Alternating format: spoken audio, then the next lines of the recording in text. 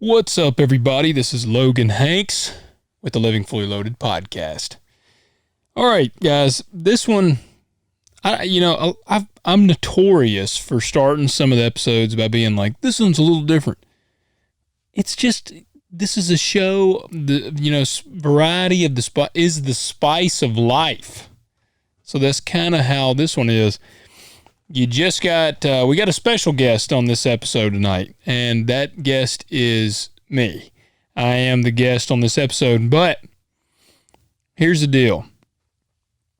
I feel like this is an episode, I'm recording it here. I'm actually recording it Tuesday night. I'll release it in the morning. This is the 8th. So if you listen 5 o'clock in the morning when this drops, man, I recorded the night before. It's election day. Now, I want to add a caveat here, because Living Fully Loaded, in and of its, like, in a nutshell, when I set out to do this show and kind of when I turned it into Living Fully Loaded, I never set out to make it a political show. That was not my stance. That's still not something I don't inherently view it as a political show. It's a show where we don't avoid the political discussions. Like, I have guests on, and we'll talk politics, and we'll talk religion. Like, we'll talk some of those topics that maybe others don't, because it can get a little hairy sometimes. Now, I'm also kind of smart about it. If I have an idea that maybe the guest is sensitive on a certain topic, I may not talk about that, because I don't make this show for friction. That's not what this show is all about. There's shows for that. Like, if you want that dirty laundry, like if you just want to hear two people hash it out, there is those shows. But I like just true, nice, like good, authentic conversation. That's what I go for. Authentic conversation. And that doesn't mean that me and the guest will always agree. I've had quite a few guests, well, maybe not quite a few, but I've had several guests where we had pretty different views on quite a bit of things. I mean, we were probably on different political spectrums. Now, I had an idea of that going into those episodes, so I kind of tailored the show. I did as a host, I'm not on here to debate politics. Like, I've had some people in the past that have kind of asked me about that, and man, I have very firm political beliefs, as I have shared on the show before. But I don't want to make this just a show about politics. I want it to be a show that if politics come up, like if it comes up, I want us to be able to discuss them. That's always been my goal. I want it to be very authentic conversation. And when I'm having authentic conversation with people out in the real world, sometimes politics comes up. That's just the way it goes. But tonight's episode, it is just me. It's election night, midterm elections. And I've got some feelings about it. So this episode, it's going to be a little more political, but it's just me. Before I get into that, if you're watching on YouTube, I appreciate you watching. Please hit that like button, hit subscribe.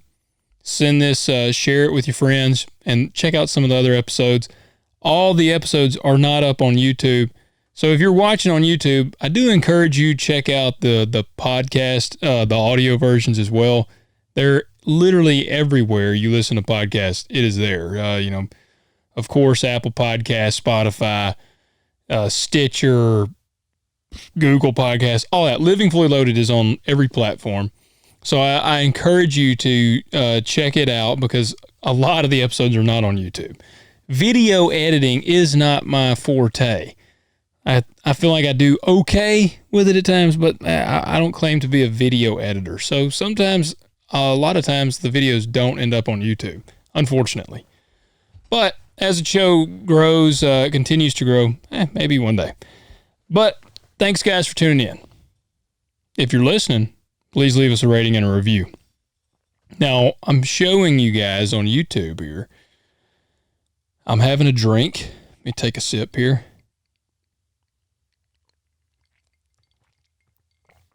You making here? Hear that? Got a couple few ice cubes in there. So I like to have a night pour there, especially when I record at night. Kind of helps me guide through the episode. I am a fan of bourbon, as most of you know. Tonight, in honor of the election, I wanted to drink a specific bourbon. I was looking through. I try to keep a good stash, and found one. I was like, this just seems fitting. It's Old Forester, 1920 Prohibition style. It's like what is more fitting for the election than Prohibition? To me, that just sounds fitting for it. It's pretty solid bourbon. I'm gonna put this out there too. If I recommend bourbon to you, I mean, I like bourbon. I love bourbon. Very rarely have I drank a bourbon that I just really didn't like. So I may not be a good guy to recommend bourbon to people. But now I've had high-end bourbon. I've had low-end bourbon. I've had Old Forester Birthday. I've had the George T. Stagg. I've had Rip Van Winkle. And then I've had Old Granddad, and I don't know. You name your cheapest ones. But I've had them, and I enjoy all of them. There's only been a couple that I've had that I just really didn't care for. And even those, I didn't actually hate them. There's too many choices out there to drink a bourbon that you're just not crazy about. So saying that, Old Forester 1920 Prohibition, it's pretty good. And it's 115 proof. I like that. I like a little higher proof bourbon. Also thought it was neat. I mean, it's an old, obviously, 1920. During Prohibition, Old Forester was bottled as a medicinal whiskey. Under some permit here, it says typical barrel proof at that time was 115. And that's what this bottle is right here. It's cool. I'm a history nerd. I've never researched this one, but I like the history to bourbon. That's part of what allures me to bourbon. But being election night, I said Prohibition style, I like it. What's more American than Prohibition? That was such an iconic time. I like to imagine if I lived back in that day, I might be a moonshine runner. I mean, I'm here in Tennessee. Tennessee. Now, I'm not in the hills up there. I'm in the western part over here. We're relatively flat. We got some hills. There's probably, I could probably find a creek somewhere to stick a still up on. So, I mean, hey, man, maybe I'd be a moonshiner. I don't know. But if you enjoy bourbon, I would encourage you, try this 1920. It's pretty good. I'm not sponsored by them. That'd be cool. Hey, Old Forester, who bottles this? Let's see. That's probably... it's actually distilled and bottled by Old Forester Distilling Company. I figured it was probably owned by Buffalo Trace or something. Well, if you're listening, hook me up, man. I'd love to be sponsored. Buffalo Trace. I'd love to be sponsored. Any of those bourbons that are really solid. Again, I'm not a snobby guy when it comes to my bourbon, as long as it just tastes like bourbon. So, drinking that tonight. And I'm a little disheartened already. Not because of anybody that's won or lost. There is one that does kind of dishearten me, I guess, the win. I did see where that AOC, that Alexandria or whatever, Cortez, she won. I just saw actually as I was coming out here to do this episode. That makes me a little sad because she's now reelected. Wow. That's crazy for me to think about because AOC is an idiot. And, we've got a track record of her idiocy at this point. So what does that say? That's one of the things I always think about when I think about these politicians and the ones that I actually think are really believe that they're morons. I can't help but imagine, what does that say about the voters that supported that politician? Because if I'm a moron and I go run for office, and it's blatant. AOC, it's blatant. She's a moron. So if she's running for office, everyone knows she's a moron. Doesn't that actually make you the bigger moron for voting for her? That's kind of the way I see it. Like, as dumb as she is, those voting for her are dumber than her. Like, I hate to put it so bluntly. I don't hate to put it so bluntly. I mean, it is what it is. Like, good gosh, look at her record. Look at the stuff she says and the things she does. She's an idiot. And if you voted for her, you're an idiot. I'm sorry, but that's just the way that it is. I did see DeSantis. He won. Ron DeSantis in Florida. I really like that guy. I think he's doing some awesome stuff. So it looked like he won by a pretty substantial margin. Last I saw it was like nearly 60% to 40% or something. Landslide there. He's crushing it in Florida. And man, you know, he's one of those I'd kind of like to see run for president. Actually, I would like to see. I wouldn't kind of like to see it. I think he would be good. I feel like he's got that good demeanor about him. He's kind of got the presidential stature, but he's solid, man. He's firm with his beliefs, but he's not. I don't consider him to be like a troublemaker kind of guy, like maybe you could say Trump was. I don't pick that up from him, but he's just very firm. I like that. And I'm going to talk a little bit more about the presidential thing. But one of the things that's been really on my mind with these midterm elections, and pretty much every election from this point on, is something I've harped on before. Not in terms of election, but in terms of people. And that's integrity. Integrity. I think it's lacking. I think it's lacking in society. I think a lot of men in particular lack integrity these days. I think that's one of the problems that we're seeing. Something I strive to be a man of integrity. But now with the election, here's where I'm afraid. Where is the integrity of the election?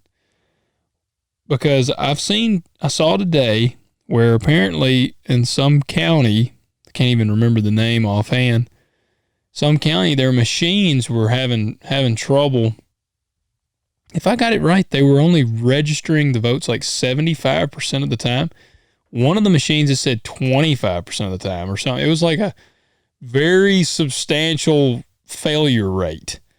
I don't really even understand how that works. And I'm thinking they said the Dominion machines or whatever it was, which was what was used in the election with Trump and Biden.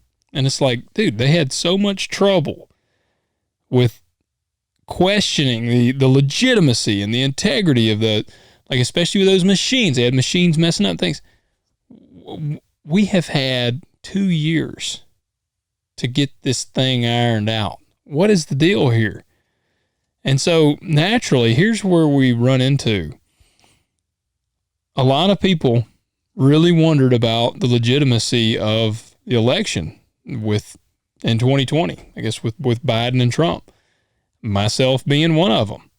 I'm not going to lie to you guys. I saw that graph. I see the graph where Trump, I go to bed, Trump's winning a state, I wake up, and it's a straight upwards line on the graph of votes. And they say, well, that's when the mail-in ballots came in. And those were all for Biden. And it was like, truly, they were all for him. So you're going to tell me 160,000 votes or whatever came in and not a single one was for Trump? That seems a little hairy, a little fishy to me. So the carryover from that is we are where we are today, where nobody knows what to believe. Nobody knows what to trust. And dang, the election, like the integrity of the election. I've grown up, I never thought about the election being rigged. And I guess I was naive for that.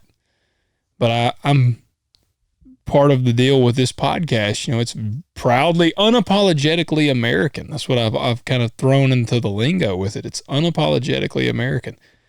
Very, very proud to be an American. I love this country.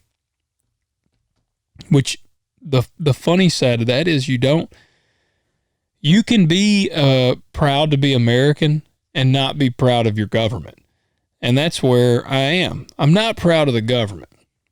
I think our government has gotten too big for its britches.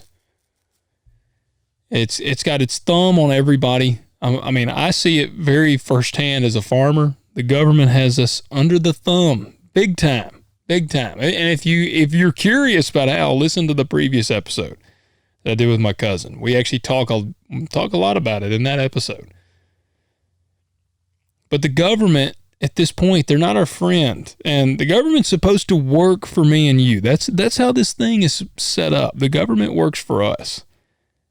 And then you have a guy like Biden get up there making remarks. They're all about gun control and things these days, but making the remark that our guns won't do anything because they've got like F-15s, F-16s. I don't remember the jet model that they have, but what an odd thing to say.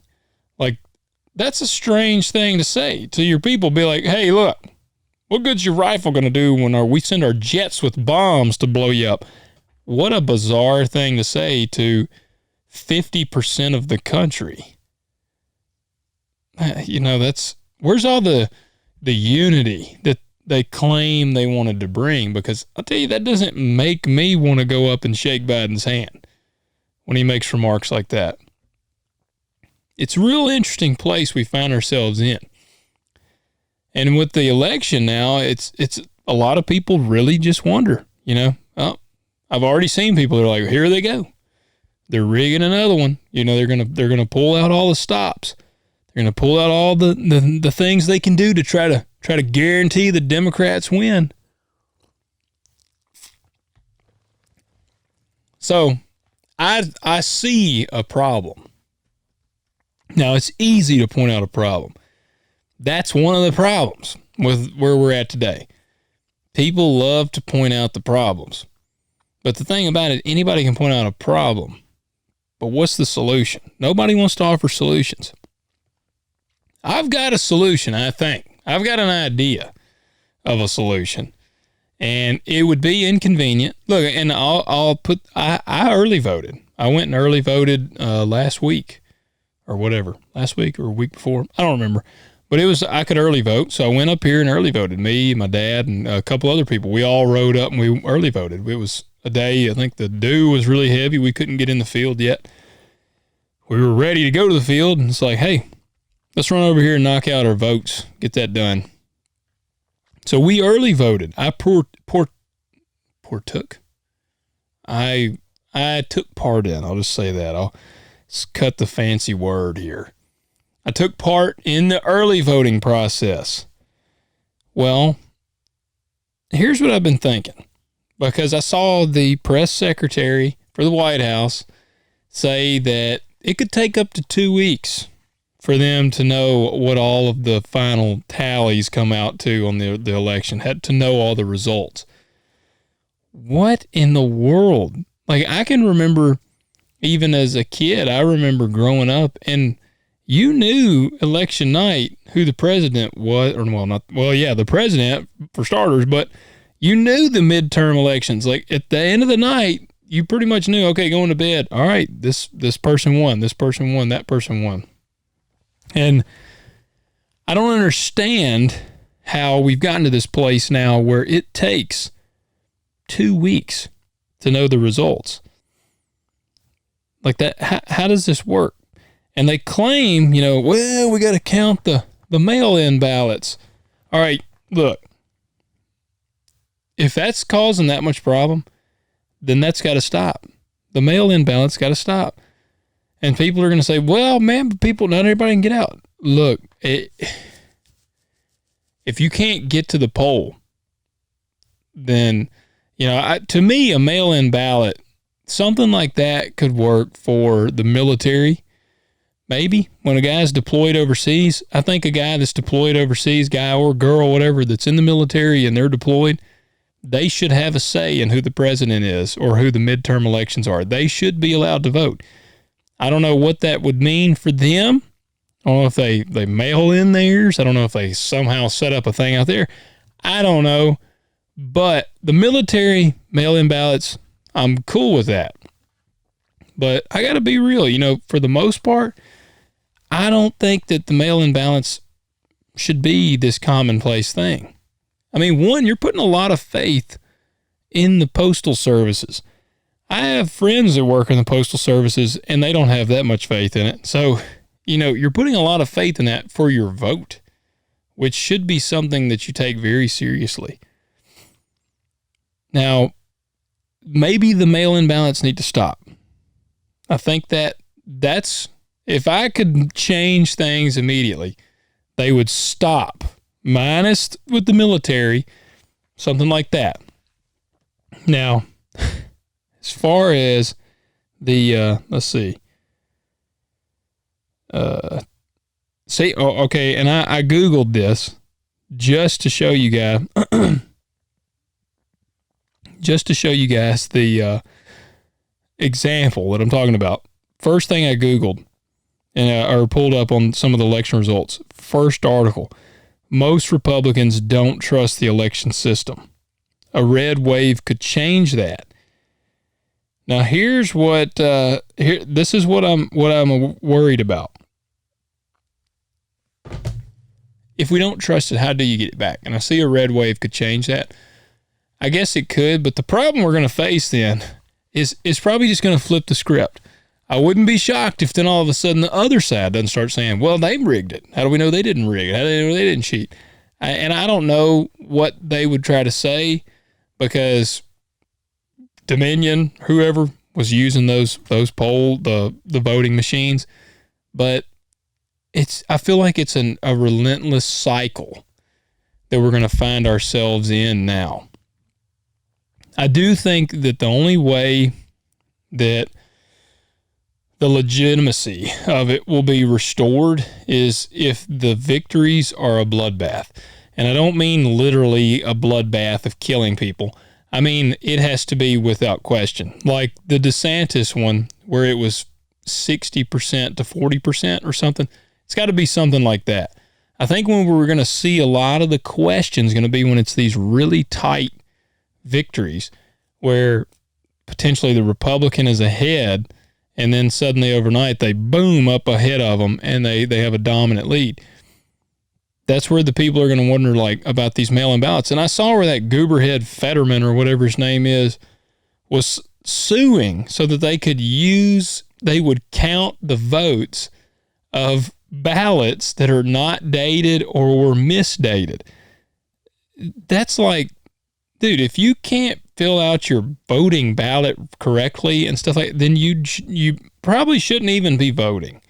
Just going to be real. I mean, double check that thing. This is your vote. If you're mailing in your vote, your boat. If you mail in a boat, that would be pretty fascinating. If you're mailing in your vote, then surely to God you would make sure everything is all right. I mean, this is your freaking vote for the country. I would think you would take yourself seriously enough to be like, all right, I've got it. Let me double check, make sure I got everything here. Because if it's wrong, they throw this out. My vote will not be counted if I mess this up. Let me check this again. That's pretty self-explanatory to me. And if you can't do that, sorry, your vote don't get counted. So mail-in ballots, they need to go. I think that should be gone. Minus the military. Got to add that caveat. Second, and I realize this would be so inconvenient, myself included. I like the convenience of this. No early voting. Needs to be election day. You have to vote on election day or you don't vote. Then I get it. That's tough. Everybody works. People have jobs. To your defense there, you are legally allowed to leave work to go vote. Now, I mean, look, I I mean, I worked in a machine shop, and I can already imagine how much of a turd in a punch bowl it would be if I went up to my boss probably then and was like, hey, I got to cut out early today because I'm going to vote. They'd probably be like, what are you talking about? But if that's it, if we cut it to only election day, then you have to do it. You have to go vote. That's what you don't have a choice. Now, I don't know what day they'd put it on. I mean, I don't know if it'd be Tuesday, Thursday, if they could move it to a Saturday, whatever they would do, but you got to go vote on election day. I think something as simple as those two things, no mail-in ballots, no early voting, that would make a dramatic change.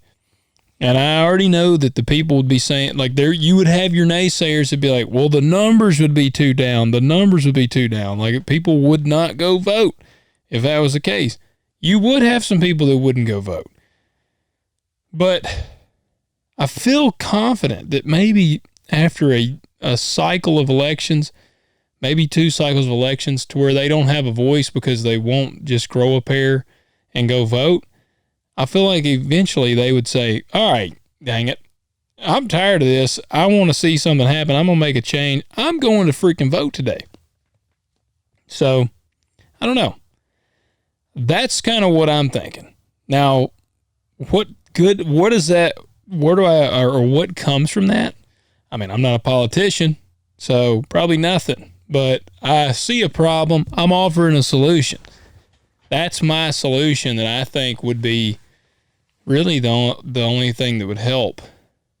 More people got to get out and vote. It's a weird thing when we question the integrity of the election, but then we tell people that you need to go vote. And that's what I'm doing right here. Like, I mean, it's too late now. I guess Fetterman, you could probably mail in a ballot, misdate it, and they don't care. But anytime the votes come up, whether it's presidential, midterm, go vote. Like, the best thing for the integrity is a bloodbath. If it's an overwhelming thing, I mean, if it's substantial, there's not enough cheating out there. That's what we need to do. Look, if you're tired of this crap, we need enough people to vote to where it don't matter how hard they may cheat, they can't pull that one out of their butt. That's what we got to have happen. We got to have people go vote. Got to have people voice their rights, voice their thoughts, their beliefs, things of that nature, and go and freaking vote. If enough of you go, I don't care how much they cheat, they ain't going to be able to make up for it. At least not without maybe getting caught. I mean, I'm not going to say they won't try, but I feel like if it's enough of a showing that they have to really go hard, then maybe they can get caught. Where does that go? That's the $1 million question, because I feel like a lot of us felt like there was some pretty substantial proof of cheating in the 2020 election, but we see where that got us. Nothing. I mean, Trump is in trouble, I guess, for the January 6th thing or whatever, but not for any, they're not even listening to any of his concerns with the election. People were blocking out the windows so the poll watchers couldn't even see what was going on at the polls there. I think that was in like Pennsylvania or Philadelphia. I don't remember where now, but that already right there is a red flag. If you're not doing anything wrong, why would you not let the poll watchers see? I don't know. It's just, I'm afraid for the direction the country's going. And I keep seeing these things about the red wave. I guess we'll know tonight if that happens. Well, I say that. We might know in 2 weeks, if it takes 2 weeks for them to get all the results in. But let's see, midterm elections. See, right now, as I'm recording this, it's 10:01 at night. I'm Central Time. There's 41 seats to the Republican, 40 to the Democrat, and 2 to other parties. Now, Okay, the Republicans have won 12 seats. Democrats have won 6.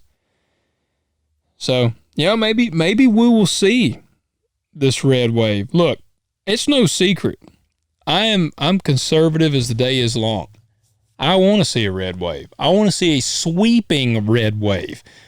I want to cover the freaking nation. I've even heard of some people saying they think California could see some red. I would love to see California.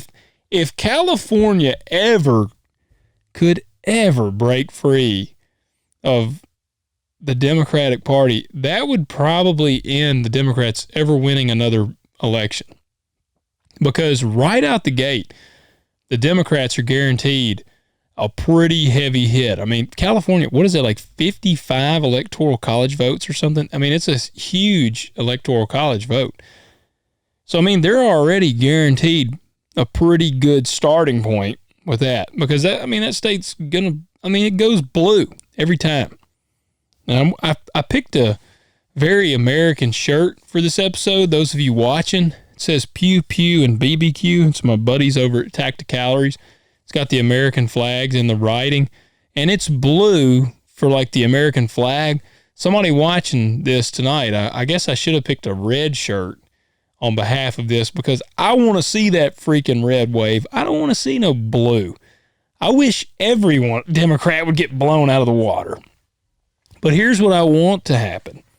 I want some Republicans to get in there that have a backbone, that actually want to freaking do something. Like I was telling somebody the other day, I wish we could see I almost wish we could just see a whole new lineup of people that have not been bought out yet, because that's the problem. The people that have been in there a long time, I want midterm election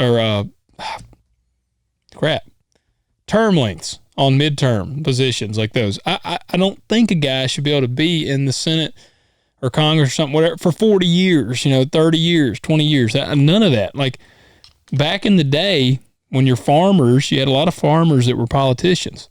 They'd go be a politician like 1 term, 2 terms, and then they'd go back to the farm. People don't do that anymore. Politicians become a politician, and then they get filthy rich, which is bizarre. You go to be a public servant, representative of the people, and then you get very, very wealthy in the process. It's a little strange to me. This doesn't quite G-haul to me. But I do believe that we're reaching a breaking point. That is one thing I do believe. It's kind of like the pendulum.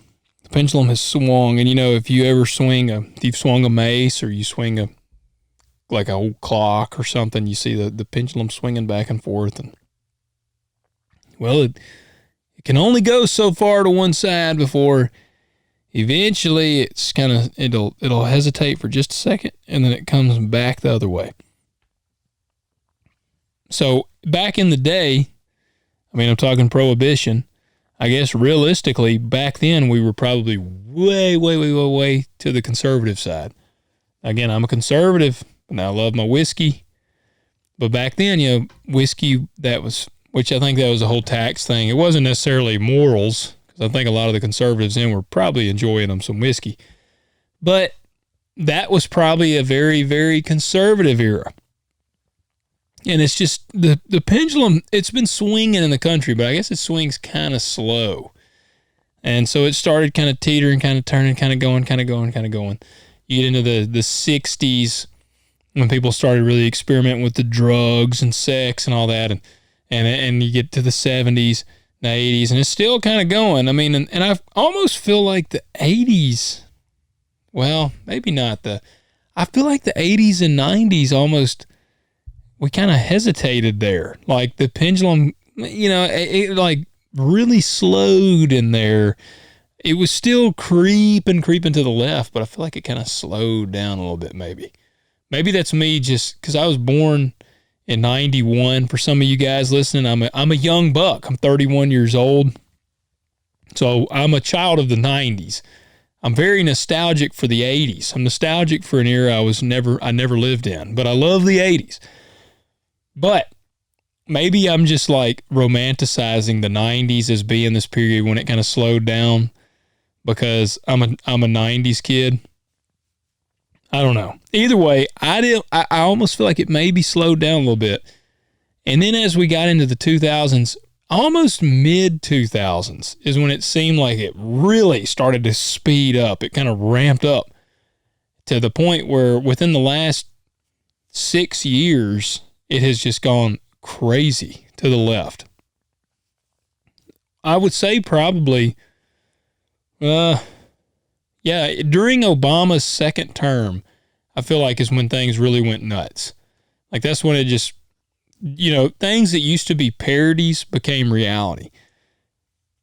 Like I feel more and more like we're living in the movie Idiocracy. We're headed further and further for that. But I don't know. I'm thinking we have gone so far to the left. I mean, we're to the point now, and it's crazy. I'm in West Tennessee. The whole state of Tennessee is as red as you can be. We have like 3 counties in the entire state that go blue, and that's, in Nashville, Memphis, and one other city. They're all the big cities where all the people, they don't even know what grass looks like. That's who's voting blue. Well, we're very red, is why my point I'm making there. Super red state. The town I live in, super red. Very, very conservative town. I don't know that we've ever had a Democrat like running anything in this town. So very, very conservative. And we actually have some people that are claim they're cats. I learned about this fairly recently. We got one of our local schools around here. There's a couple students there that are they're cats, so they say. And I think they even requested a litter box, take a dump in. They wanted a litter box. Pretty sure the parents may have even called asking if they could have a litter box in there for their kids to take a dump in. And that to me, that shows that's a parent fail. Like that is a complete parent fail. And that's where, you can only go so far. Like, look, it all started when we were tried to be force fed that it's okay for a dude to call himself a woman or a woman to call herself a dude. It doesn't work that way. When we started denying biology is whenever this stuff starts to crumble. Our foundations as human beings, we're denying things that have been accepted and common and the normal scientifically proven data. We're denying that now. I'm, again, 31 years old. 16 years ago, I can remember like in biology, I'll say I was probably 15. Yeah, so 14, 15, so 16, 17 years ago. In biology, we learned, X, Y chromosome. What is it, YY chromosome? Man, I haven't studied biology in about 16 years. But, we have the different chromosomes that make up our sexes. We learned that. I don't know. I have no clue. I've never looked. I hope they still teach that, but there's a part of me that wonders, do they? Do they still teach that? Because that's offensive now. Gender is an identity. It's no longer like I don't know. Gender is an identity, but so is sex still biological? I can't understand. I can't wrap my mind around it. All I know is if you were born a dude, then you're a dude. I don't care if you surgically get your wiener removed or if you accidentally trip and fall into a wood chipper and it gets removed. You're still a dude. You have the genes. You were designed by God as a dude. Same with the woman. I don't care if she gets something. I don't care if they cut off her big toe and fashion her something out of it. She's still a chick. She'll never be a dude. God designed her as a woman. She's a woman. And it's crazy. The more you see these people, they go through these processes. The suicide rate is like astronomically high in the transgender community. And a lot of times it's after they transition, they end up killing themselves. And now they want to do it to the kids. You know, they're like trying to push this hormonal stuff on the children. And it's insane. Like kids, pretty sure young as 5 and 6 years old, they're already wanting to get them on hormone therapy. Like if a boy at 5 puts on a dress and is like, I'm a girl, they'll be like, oh, let's start transitioning that kid. Well, then when he's not a doofus kid anymore in 2 years and he's been pumped with estrogen or something for freaking 2 years, and now his body is all kind of confused and jacked up, and he's like, wait a minute, I'm not a girl, I'm a boy. Like, I'm a boy, when he's got enough sense to know. I mean, my kids are 4. They already have enough sense to know that. I mean, they already know, which I tell them. Like, we've told them that forever. Yeah, my son, I'd be like, you're a boy. He'd be like, yeah, I'm a boy. Emerson's a girl. And I'm like, that's right. Emerson's a girl. You're a boy. That's just normal. That's normal. Like, just quit being freaking weirdos. Like, that's what just gets me. I'm like, why are we we're getting weirder and weirder and weirder. And I always figured something like this animal thing would happen. Because like I said, when you destroy the foundation of what even is a man or a woman, what even is like a human being at this point, when you start destroying that, I mean, what stops somebody from being like, well, I'm a dog. Hell, I identify as a dog. Where does it end? And we're seeing these insane things where they have the drag shows for little kids. It's wow. I mean, we're living in like the Twilight Zone here. But that's what I feel like. The pendulum has gone so far left. I mean, I don't know how do you one up people saying that they're cats? And actually, I saw one of these cat people one day. Kind of surprised me. It caught me off guard. I didn't even notice it at first, to be honest with you. I went in the post office and I saw this girl, and she was standing there getting her mail, and I'm a very friendly guy. Like I speak to everybody. To my wife's demise, I speak to everybody. When we go out of town, if I see somebody like, hey man, how's it going? And she's like, would you stop talking to people? So that's just me.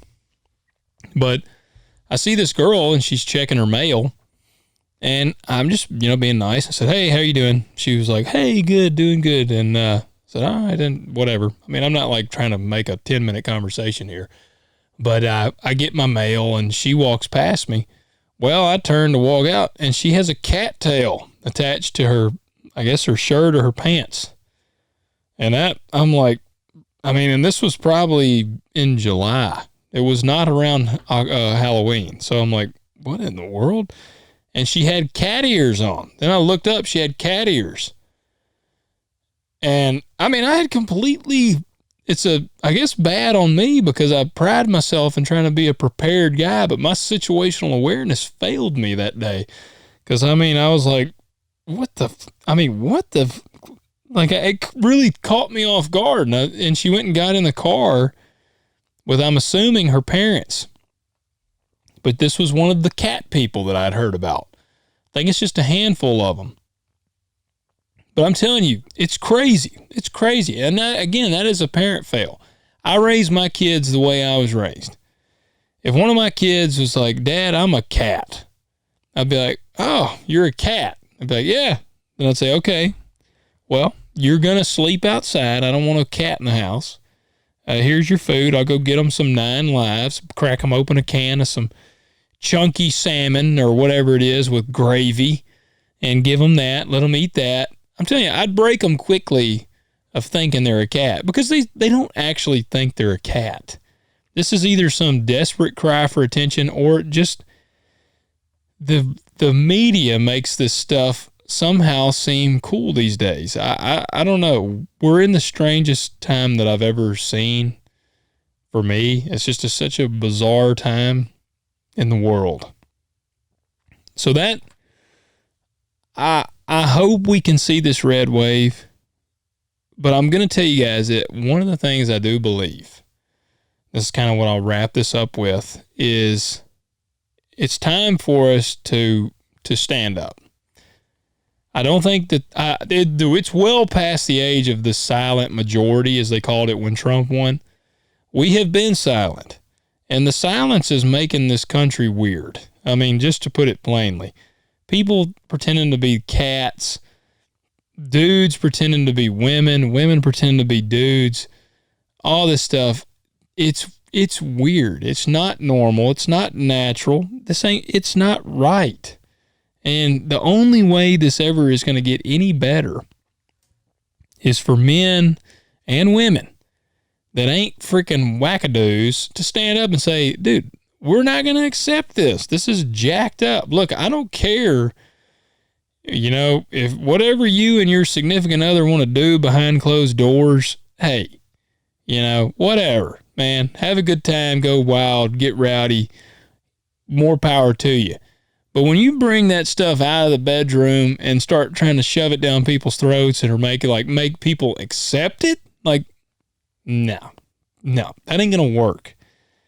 And that's where we've got to put our foot down and say, this is not right. We're not going to deny facts because they hurt your feelings.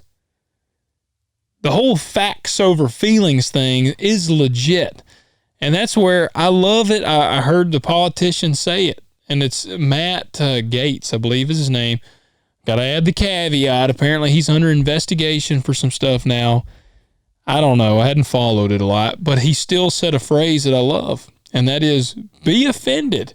If it bothers somebody that I'm not going to say that their kid is a cat, or that I'm not going to call a man he, or a man she, her, or they, them, that I'm not going to call them that, I'm sorry that it bothers you, but I'm not going to cater to your just idiocy.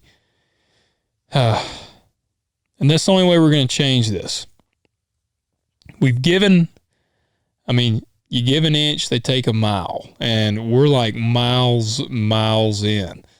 So it's time for us to start taking some of that back. And the only way we do that is by good people with a brain in their head that is functioning properly to take a stand and go vote to an overwhelming degree. Get your friends and your neighbors and everyone to go vote that has a fully functioning brain and they know the right path. Guys, thanks for this episode. Thanks for tuning in. This was a very political episode. Like I said, it's not my premise for the show, but I had fun. I had fun talking about it because it's stuff that matters to me. I do have very strong beliefs politically. If you enjoyed this episode, again, leave us a rating and a review, hit the like button, hit subscribe, comment below if you're on YouTube. Let me know what you think of the show. Let me know, if you like this, if you like the political talk with just me, if you enjoyed this solo thing with me, let me know. You can also email me, logan@livingfullyloaded.com. I think you can probably reach me from the website, livingfullyloaded.com as well. Or DM me on Instagram @low.hanks. And I'm thinking I had shared something. Oh, yeah. Totally forgot. So I have 60 acres left of harvest. So we're chipping it away. We're getting close to the end of the line. And that's part of the reason I've had several local episodes, some solo episodes, because we've been in the heart of harvest and I've just been slammed. Now this one was fun. I kind of was scheming up this episode all day, but I've had some very, I haven't been pursuing a lot of guests right now because my schedule's been crazy. I talked to a guy today, lined up another one. I've got several in the works, but get your big pants on, your big boy pants on, because harvest is wrapping up and Living Fully Loaded is about to hit the road with a vengeance of guests. Going to try to get a broader range of guests with some crazier stories, maybe just I want to get a broader range of even careers, people in some just careers that maybe you don't know a damn thing about, because that's what I like. I like learning about some people doing something I don't know anything about and really just learning a lot about it. And that's where I'm trying to take the show. I want to go, obviously, I've got a lot of Second Amendment companies and people like that I plan to have on the show. Not getting away from that at all. But I want to sprinkle in some stuff that maybe is a little different, like, I don't know. Just, I'm fascinated by all walks of life. So I want to have some of those people on here and we go down those rabbit holes. If you have anybody you would like for me to try to get on the show, if you have anybody you'd recommend, any of that, please reach out to me. Let me know. I'm always looking for recommendations on guests if it's somebody that you think would make a good guest, fascinating guest on the show. And I think, I've got I just keep on, PPS, I just keep adding to it. I shared a retro design of the Living Fully Loaded skull, the bearded skull. I'd love to know your guys' thoughts on it. You're going to have to go to my Instagram to check it out. I'm at lo.hanks. Go check it out. Let me know what you thought. I thought it turned out pretty cool. I think some merch would be pretty sweet with that on there. The Living Fully Loaded in some 80s nostalgic writing, very retro looking with that retro skull on there. And I've still got the Terminator design that I need to release. I think I've shown you guys, but I have never released any shirts or anything with it. Need to. But that's what we're scheming up, guys. I'm excited for this winter. I'm excited for next year and where we're going to go with the show. Got a lot of cool things in mind. And yeah, guys, it's a little late now, so you will not be voting in these midterm elections. But the next election, we'll definitely go vote, because we got to get that freaking dude out of there we got in there now. So do your part and go vote. Be aware. Watch what's going on around you. And remember, if we vote with such an overwhelming presence, there's just really not a whole lot of cheating they can do to pull that out. So let's remember that, guys. Thank you, and I'll catch you next week.